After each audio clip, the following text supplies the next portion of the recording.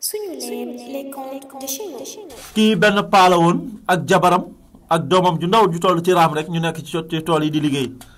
maman bi ñuy liggéey nag xale baa ngi raam di dem ndekete xale yi ñoom yëguñu ko xale bi di raam di dem ba dugg ci benn kàmb goo xam ne ab gaynde moo fa nekk ak ay doomam mais nag maman boobu gaynde gi dafa génnoon jékki-jékki ñu toog ba wàcc jot rek ñu xool xale bi gisuñu ko ñu wër gisuñu ko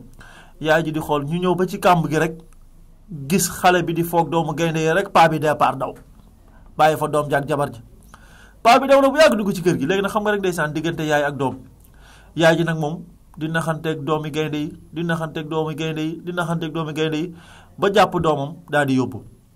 ñëw kër ga nag ñu daal di ñëw toog paa bi xool xamatul lu muy wax bëgg naa wax ak yaay bëgg naa wax ak jabaram bu jékki-jékki rek ñëw ci bébé bi naan ko yii ñeme gaynde ni sa yaay